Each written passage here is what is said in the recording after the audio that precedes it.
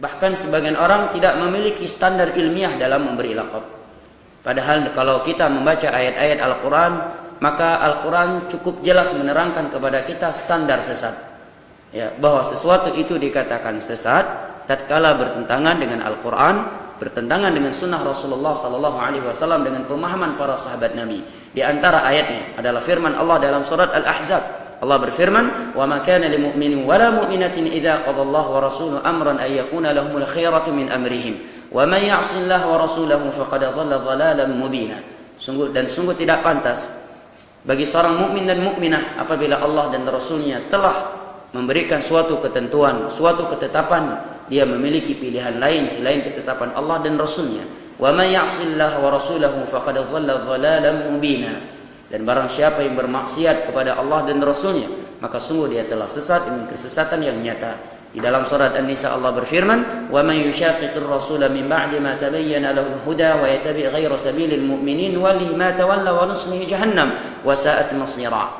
Dan barang siapa yang menentang jalannya Rasulullah sallallahu alaihi wasallam di dalam beragama dan mengikuti selain jalan kaum mukminin ketika ayat ini turun, kata para ulama tafsir, adalah para sahabat Nabi. Nuwallih ma tawalla, kami akan palingkan dia kemanapun dia berpaling. Wa nuslihi jahannam, dan pada hari kiamat kami akan masukkan dia ke dalam neraka jahannam. Wa sa'at masira, dan jahannam itu sejelek-jelek tempat kembali. Dan Allah juga berfirman di dalam surat Al-Baqarah menerangkan prinsip ini dengan firman-Nya, "Fa in amanu bimithli ma amantum bihi faqad ihtadaw wa in tawallaw fa innama hum fi shiqaq fa sayakfikahumullah wa huwas samii'ul 'alim." Maka apabila mereka beriman, beragama sebagaimana kalian beragama, kalian ketika ayat ini turun tidak lain dan tidak bukan kecuali mereka para sahabat Nabi sallallahu alaihi wasallam, maka mereka akan berada di atas hidayah. Wa in tawallaw fa innama hum fi shiqaq. Tetapi jika mereka berpaling, maka mereka telah berada di dalam kesesatan. Oleh karena itu sahabat Abdullah bin Mas'ud dan Hudzaifah radhiyallahu anhuma menyatakan, "Ittabi'u wa la tabtadi'u faqad kufitum." Dalam beragama ikuti saja, tidak usah membuat perkara-perkara baru, karena apa yang telah ditinggalkan oleh Rasulullah sallallahu alaihi wasallam dan para sahabatnya dalam urusan agama itu sudah cukup buat kalian. Imam Malik rahimahullahu taala juga menyatakan, "Al-ma lam yakun yawma idin dina falaysa yawmana hadha dina." Sesuatu yang itu bukan bagian dari agama di masa Nabi dan para sahabatnya, maka di hari ini, itu pada abad kedua, itu juga bukan bagian dari agama. Nah, Al-Imam Al-Auza'i, seorang ulama tabi'in yang bernama Abdurrahman bin Amr Al-Auza'i menyatakan, "'Alaika bil athar wa in tarakaka an-nas wa iyyaka wara'a ar-rijal wa in zakhrafuha." Hendaknya engkau berpegang teguh dengan athar Al-Quran dan As-Sunnah, dengan pemahaman para sahabat Nabi. Wa in tarakakan nas, walaupun manusia akan memboikotmu, kamu akan dikucilkan oleh manusia, kamu akan diasingkan oleh mereka. Wa iyyaka wa ara'ar rijal, dan hati-hatilah kamu beragama dari prinsip beragama mengikuti ra'yu manusia, pendapat manusia. Wa in zakhrafuha, walaupun indah nampaknya, banyak pengikutnya, dan seterusnya. Ini standar kesesatan menurut Al-Quran, yaitu tatkala pemahaman seorang bertentangan dengan Al-Quran dan As-Sunnah dengan pemahaman para sahabat Nabi. Dan sekarang sudah terbalik. Seorang itu dikatakan sesat hanya dikarenakan dia tidak melakukan sesuatu yang itu merupakan bagian dari adat istiadat, dan bahkan lebih parah dari itu tatkala orang tidak melakukan sesuatu yang itu perkara baru yang diada-adakan dalam urusan agama. Ya, gara-gara hana mulut ka Wahabi. Gara-gara hana kandiri urang mati kayak pegah Wahabi, kayak pegah sesat. Ya. Gara-gara hana mulut. Ya. Sekarang apa dalil dari Al-Quran dan hadis orang yang tidak maulid dia Wahabi, dia sesat? Apa dalil dari Al-Quran dan hadis atau ucapan para sahabat Nabi, atau lebih rendah dari itu ucapan 4 imam mazhab bahwa orang yang tidak kenduri orang mati dia Wahabi, sesat? Adakah ucapan para ulama mazhab seperti itu? Tidak ada. Standarnya sudah terbalik. Tapi sebaliknya, ya, orang yang melakukan kesyirikan, melakukan maksiat, tidak salat, ya, dikatakan baik selama ada maulid. Ya. Hana masalah, hana karu urung kampung. Yang penting na mulut na kan urung mati. Walaupun limang wateh hana salat. Dan kembali standarnya. Sudah terbalik standarnya. Mestinya standar di dalam menilai adalah Al-Quran, adalah hadis dengan pemahaman para sahabat. Sekarang sudah terbalik. Seorang yang salat 5 waktu berjamaah, ya, dia berusaha mengikuti sunnah Rasulullah sallallahu alaihi wasallam semampunya. Nabi perintahkan untuk memelihara jenggot, dia berusaha untuk memeliharanya. Nabi memerintahkan untuk celana di atas kedua mata kaki, dia pun berusaha melakukannya semampunya. Dan seterusnya, divonis sesat, dikatakan Wahabi hanya karena tidak maulid. Hanya dikarenakan tidak kanduri orang mati. Hanya dikarenakan tidak tahlilan, dikatakan Wahabi sesat. Ini bukan kalimat yang kecil. Nabi menyatakan orang yang menyatakan kepada saudaranya kafir atau fasik sesat. Maka kalau tidak benar, kalimat tersebut kembali kepada dia yang mengucapkannya. Ini masalah yang cukup fatal. Masalah laqab manusia. Ya, terkhusus kepada individu manusia. Wala tanabazu bil alqab. Ini ingin saya ingatkan pada nama Abu Hurairah radhiyallahu anhu di sini.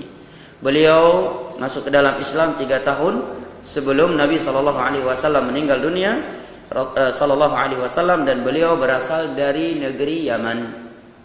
Beliau salah satu dari sahabat Nabi yang berasal dari negeri Yaman. Banyak para sahabat Nabi yang berasal dari negeri Yaman, di antaranya Thumamah bin Uthal, kemudian Tufail Ad-Dawsi, Abu Hurairah, Abu Musa Al-Asy'ari radhiyallahu an, dan beberapa sahabat yang lainnya. Beliau menyatakan bahwa kana Rasulullah sallallahu alaihi wasallam yaqra'u fi salatil fajr yaumal jum'ah alif lam mim tanzil.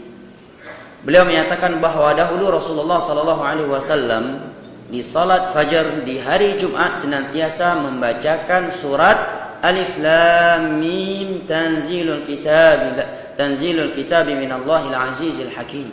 Tanzilul kitab la raiba fihi, Alif Lam Mim Tanzilul Kitab min Allahil Azizil Hakim. Surat As-Sajdah. Di ayat pertama wa fi tsaniyah, di ayat yang kedua hal ata 'alal insan. Maksudnya surat Al-Insan, hal ata 'alal insani hidum minad dahri lam yakun syai'an madhkura, hingga akhir surat. Hadis ini diriwayatkan oleh Al-Imam Al-Bukhari pada nomor 891 dan Al-Imam Muslim pada nomor 879.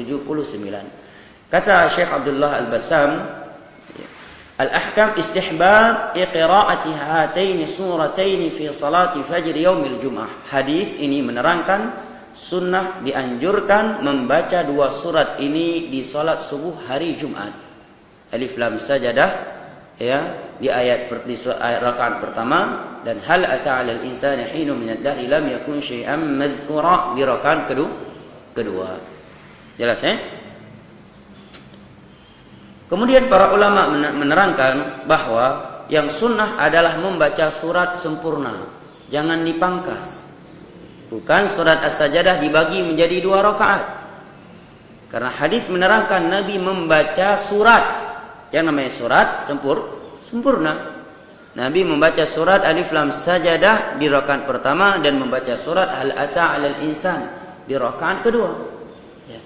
Maka yang membaca surat Sajadah untuk 2 rakaat ini tidak sesuai dengan sunnah, walaupun tidak mengapa, karena masuk dalam keumuman firman Allah, faqra'u ma tayassara minal Qur'an. Apabila kalian telah membaca surat Al-Fatihah, maka bacalah apa yang mudah dari Al-Qur'an. Ya, namun kalau dikatakan sunnah di hari Jumat, maka dia belum menerapkannya. Ya, karena yang sunnah 1 surat sempurna di rakaat pertama, kurang lebih 3 halaman, ya, Alif Lam Sajdah. Kemudian hal ata 'alal insan 1 surat sempurna, kurang lebih 2 halaman. 2 halaman di rakaat kedua. Nah, sunnah ini telah ditinggalkan oleh kebanyakan imam. Kata para ulama, kebanyakan mayoritas imam salat meninggalkan sunnah ini yang dikarenakan beberapa sebab. Yang pertama, mungkin ketidaktahuan. Yang kedua, karena ketakutan. Dan rata-rata yang kedua ini, ketakutan sama siapa? Sama makmum. Khawatir di gerham-gerham milikun. Ya, padahal seminggu 3. Cuma seminggu sekali, ya kan? Itulah manusia sekarang. Ya, saking malasnya mereka untuk salat. Ya. Baru lewat satu halaman, ya sudah pada batuk jamaahnya.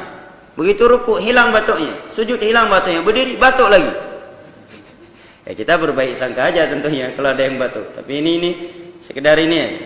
Ya. Padahal kalau kita ingin melihat kepada sunnahnya Nabi yang telah kita bahas pada pertemuan-pertemuan yang lalu, sifat salatnya Nabi, rata-rata dalam salat subuh bacaan Nabi 60 hingga 100 ayat. Nabi pernah menyelesaikan surat Yunus dalam salat subuh. Nabi pernah membaca surat Yusuf kurang lebih setengah juz. Dan Umar bin Khattab radhiyallahu anhu ketika ditusuk dan dibunuh di salat subuh, beliau sedang membaca surat Yusuf. Jelas ya? Dan ini cuma ya beberapa halaman. Jadi rakaat pertama 3 halaman, rakaat kedua 2 halaman, itu pun seminggu sekali. Tapi kalau apel masuk kantor setengah jam berdiri dia mampu. Nongkrong di warung kopi ya cukup mampu berjam-jam. Ya. Yang warung kopi kan pepe, belah kopi 6.000, pakai listrik, pakai wifi, pakai meja lagi anak konsumen lain. Ya. Mampu dia. Salat enggak lebih dari setengah jam. Dari takbiratul ihram hingga salam. Dia sudah datang asam uratnya. Ya. Datang asam uratnya, datang rematiknya, padahal cuma enggak sampai setengah jam berdirinya. Yang ini merupakan sunnah Nabi SAW yang kata Imam Sun'ani, Nabi melakukannya tidak pernah meninggalkannya. Artinya selalu Nabi SAW melakukannya. Sebagian ulama ada yang menyatakan ini jangan diterapkan kalau khawatir kebanyakan makmum tidak mengetahuinya atau belum mengetahuinya. Tetapi dijawab oleh Imam Sun'ani, kata beliau, innahu yata'ayyanu isya'atus sunnah wa ta'riful jahil lima yajhaluhu ailamuhu bisyariah. Merupakan sebuah kewajiban menerapkan, menghidupkan sunnah-sunnah Nabi SAW yang tidak diketahui oleh keumuman manusia, agar orang-orang yang tidak mengetahuinya dapat mengetahuinya, dan agar manusia mengetahui isi syariat ini. Wala tutraku sunnah makhafatu jahlihi, dan janganlah sunnah Nabi itu ditinggalkan karena ada sebagian orang yang tidak mengetahuinya atau belum mengetahuinya. Kemudian kata beliau, wa ma matati sunanu illa li khifatil ulama minal juhal wa laysa bi'udhr, dan tidaklah syariat ini terkaburkan.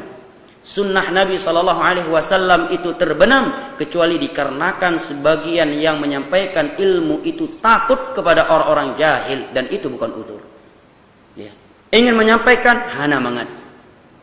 Menyampaikan lagi hana mangat, mati hana mangat, agama Allah belum disampaikan.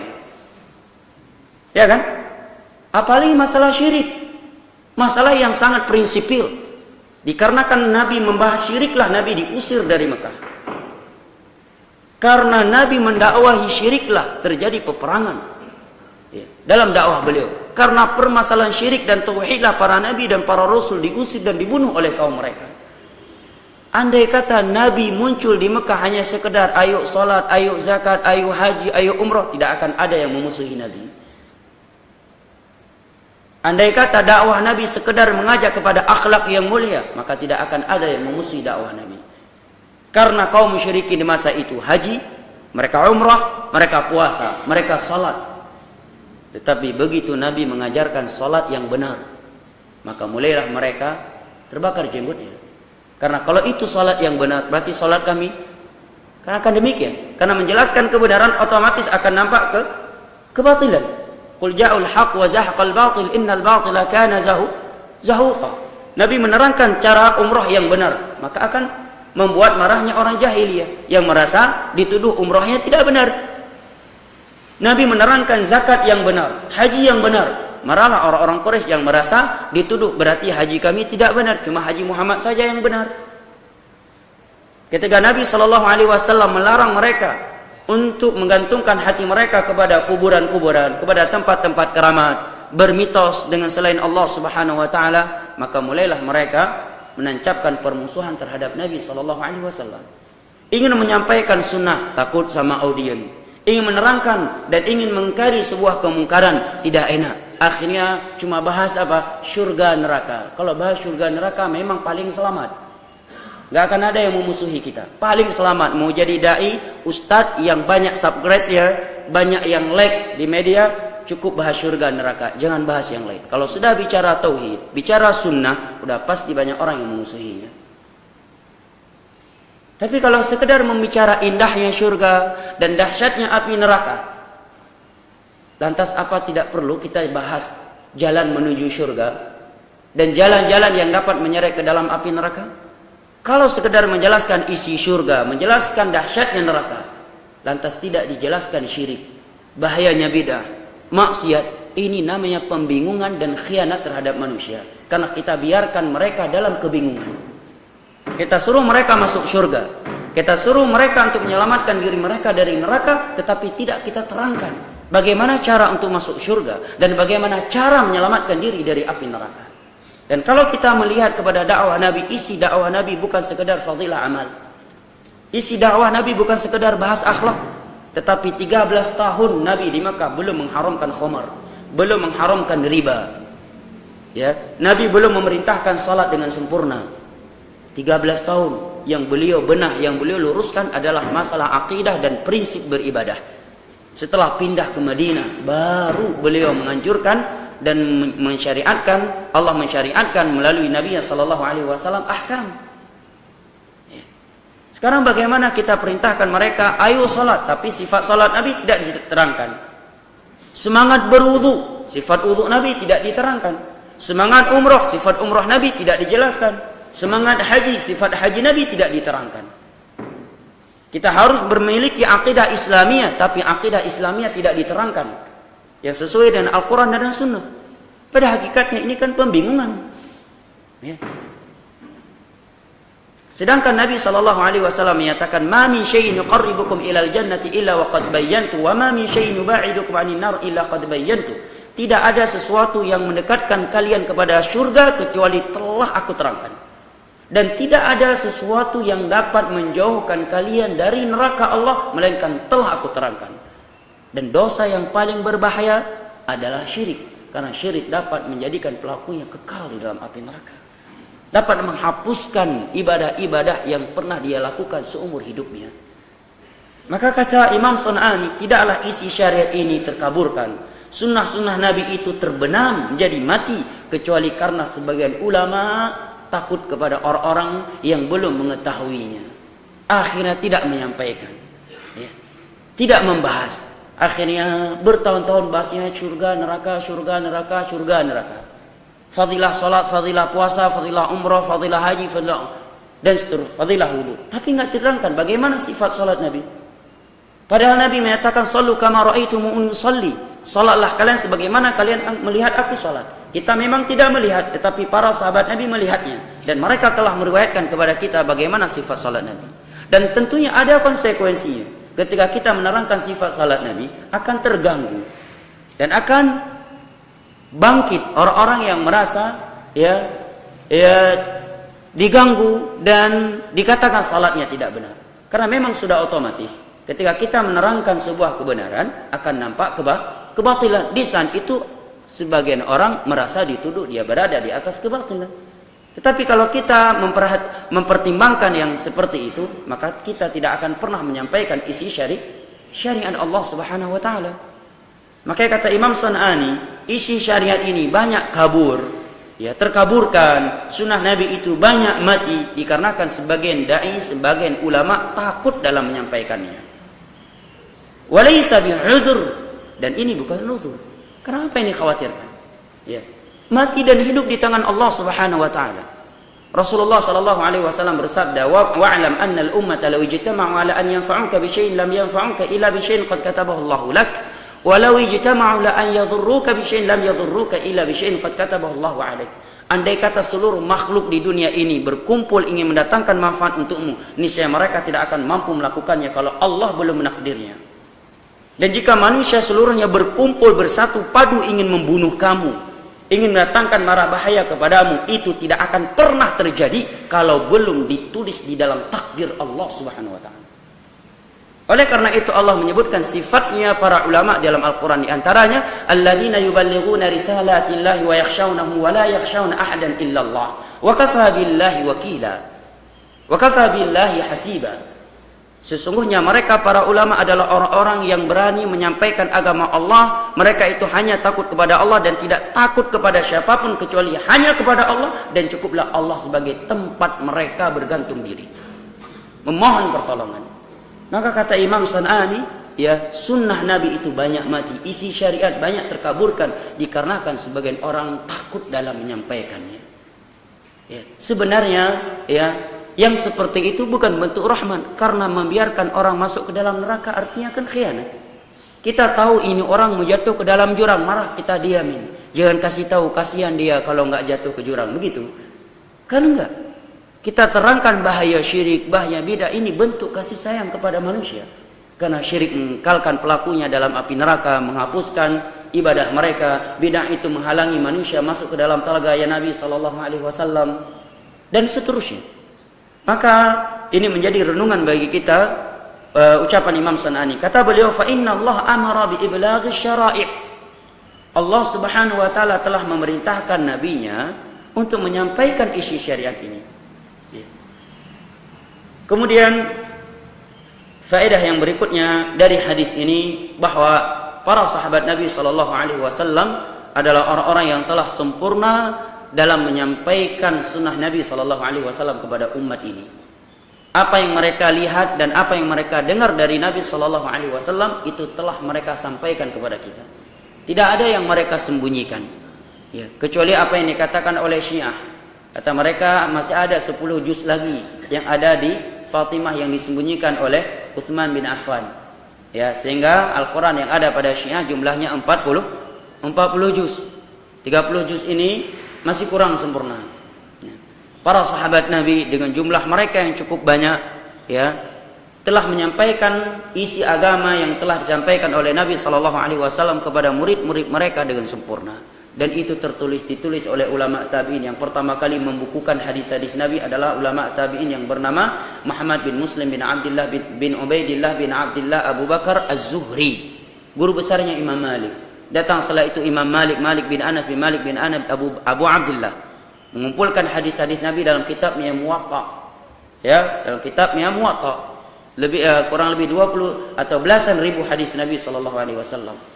Kemudian datang Imam Syafi'i menulis kitab Al-Um, menjelaskan kitab pembahasan fikih. Kitab beliau Ar-Risalah menjelaskan prinsip dan kaidah-kaidah beragama. Datang Imam Ahmad menulis Al-Musnad, ya, kurang lebih lebih dari 20 jilid.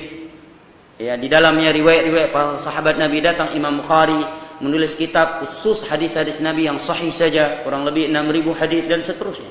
Sampai hari ini kewajiban kita adalah mempelajari dan mengkaji dan menilai setiap yang menyampaikan ilmiah ataukah tidak. Kalau itu berilmiah berdasarkan dalil Al-Quran, maka itu yang diikuti. Karena Allah berfirman, "Wala taqfu ma laysa laka bihi ilm, inna sam'a wal basara wal fuada kullu ulaika kana anhu mas'ula." Jangan pernah engkau melakukan sesuatu tanpa ilmu. Sesungguhnya pendengaran, penglihatan dan hati itu akan diminta pertanggungjawaban. Mengetahui dalil dalam setiap perkara yang ingin kita lakukan itu adalah sebuah kewajiban. Walaupun menghafal dalil itu adalah sebuah keutamaan. Tetapi mengetahui dalil sebelum beribadah itu sebuah kewajiban. Adapun menghafalnya itu sebuah keutamaan. Allah Ta'ala alam bisawab.